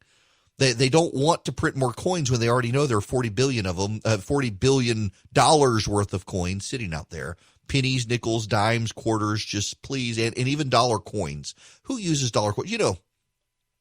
As an aside, I think that were I king for a day, I would make a really awesome dollar coin that everyone would want to have and use. It's like you go to Great Britain and they have the pound coin. And I'm totally fine with that. I would be, and you know why? So there's this big conspiracy, and I don't really even know that it's a conspiracy. It's probably right that if you used a dollar coin, that vending machines would just automatically up it to $1. I think you gotta do a unique dollar design. Forget Sacagawea. Put something awesome on there. Put Neil Armstrong or somebody on the dollar coin, and make it like Pentagon shaped or something awesome. Make it an octagon, and people would want those coins. They would use those coins, and they wouldn't get them confused with quarters. That's the problem with the dollar coin, is it feels just like a quarter in your pocket. If you give it a different shape, like the pound is a fat coin. It's small and fat, and you reach into your pocket and you can just close your eyes and feel and say, oh, that's a pound. We need to do the same thing. Whoever designs our money, I don't know. I've done my bit now for the country. Go turn in your coins. Now, what was I going to talk about? I know this is, I've got so many different things that I've wanted to talk about all week that have piled up. I got to talk about Auburn. You all hate Auburn, don't you? Everybody except, even the Auburn fans sometimes hate Auburn. We gotta, I gotta read this one to you because this is just bizarre. Auburn has hired a white professor to teach African American studies, and the dude is like a total hipster leftist. Jesse Goldberg is the guy's name. Jesse Goldberg, PhD. This is from the Yellowhammer blog. He hasn't even started his first semester as a lecturer at Auburn University, but the incoming professor is igniting controversy. A few months ago, he admitted to posting his first controversial tweet as an Auburn faculty member. Ahead of starting his job as a lecturer of African American and American literature and composition in the English department, he said, I know it's just a mascot, but I'm never going to be able to call myself a war eagle or say, go War Eagles. Sorry.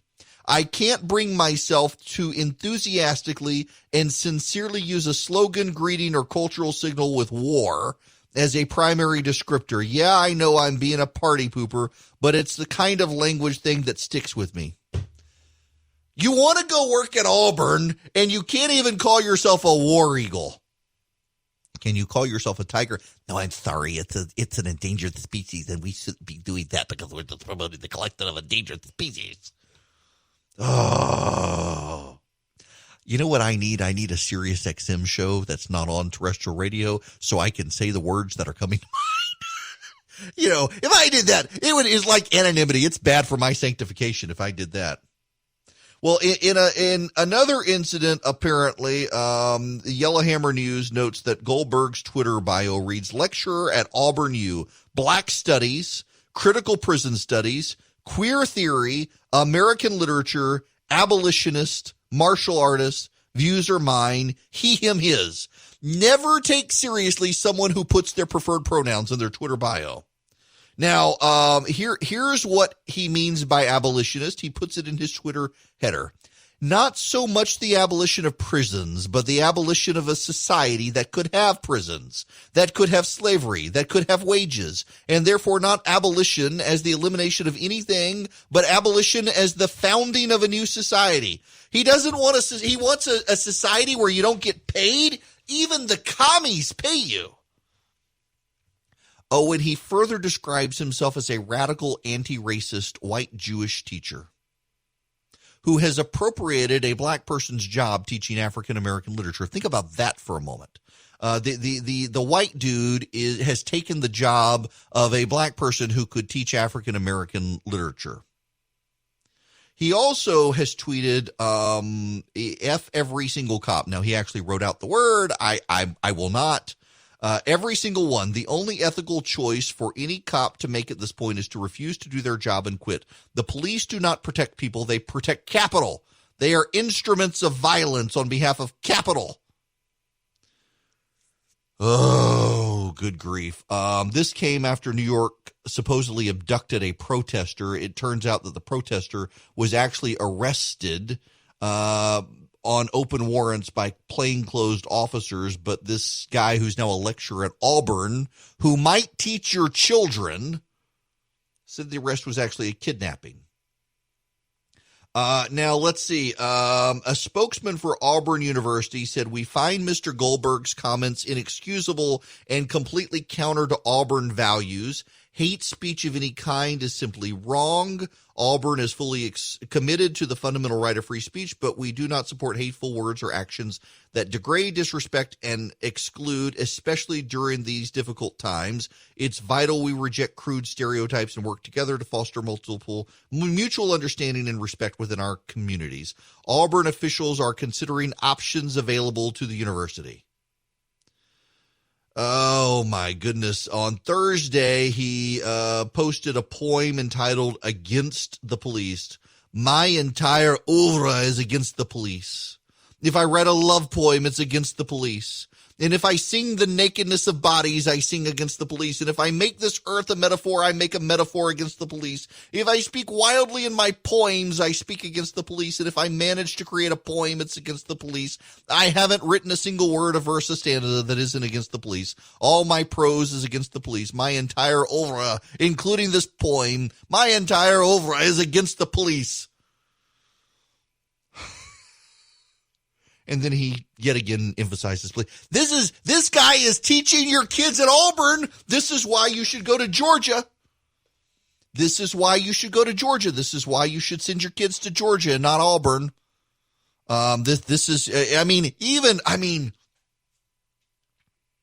Send your kids to Georgia Tech.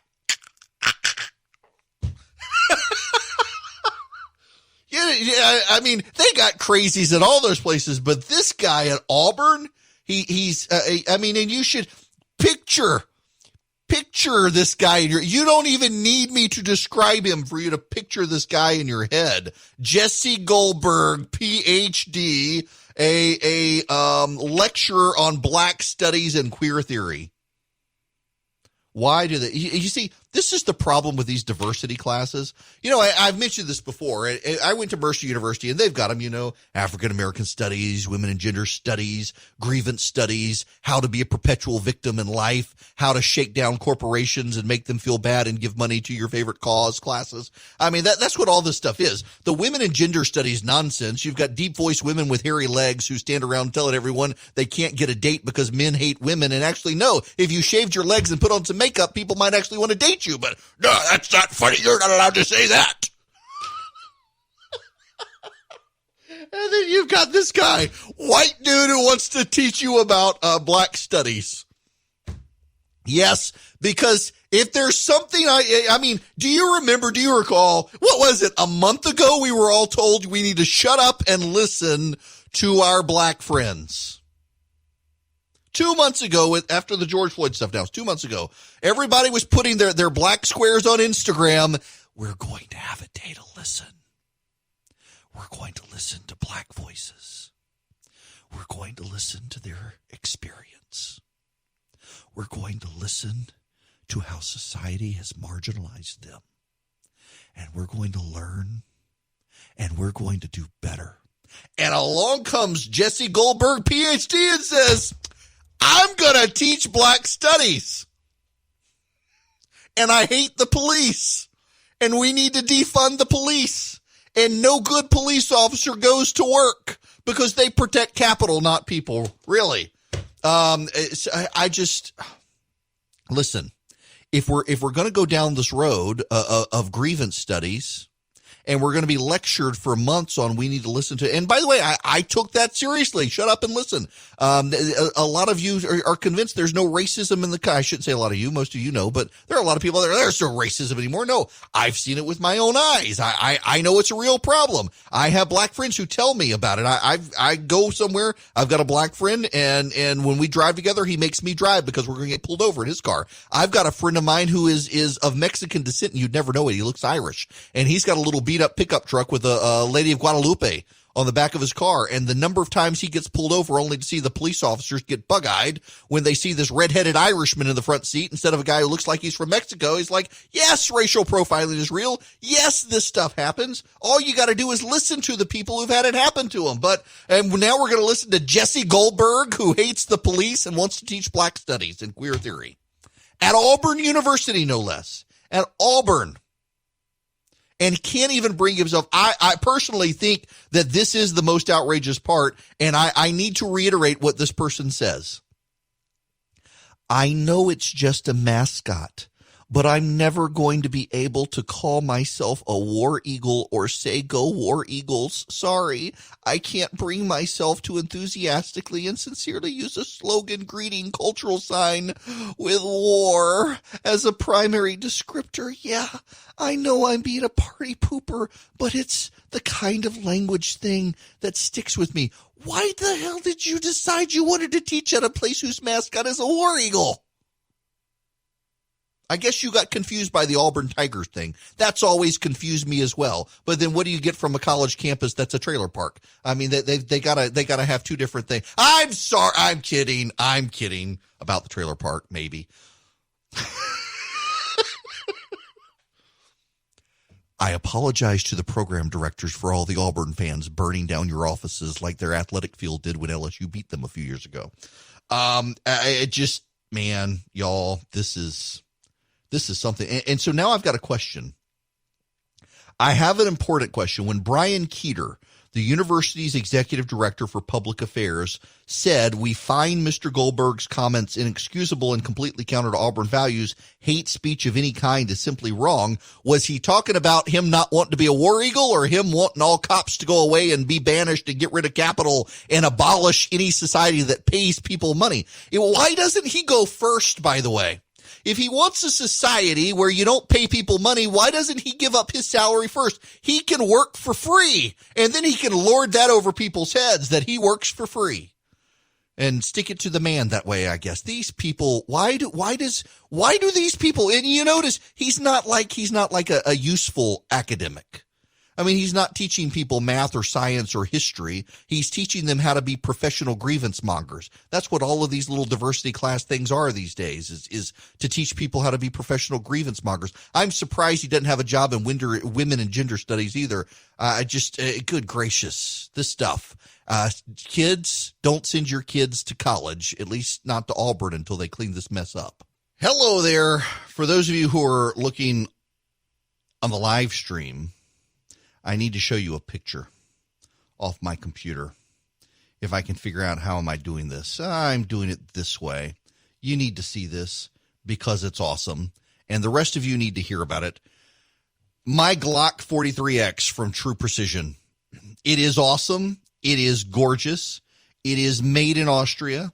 It is upgraded by True Precision. I've got a slide. It is a camo slide. I picked it out, powder-coated gorgeousness.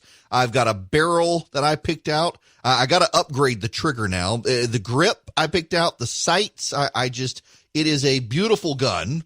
It is beautiful, beautiful, beautiful, and it is a True Precision gun.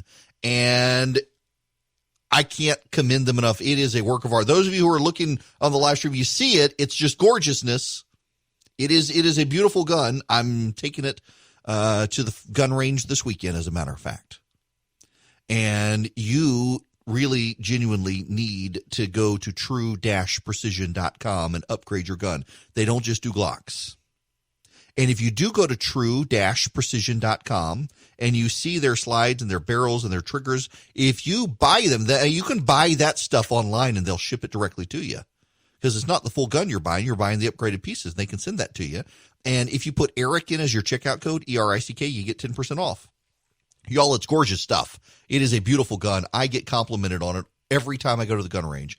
Everybody who sees it is just impressed with their work, and you will be impressed with their work as well. True-precision.com. If you want to upgrade, you know what? I'm going to go to their website right now, because y'all, I'm such a fan of theirs. I really am. It is true-precision.com.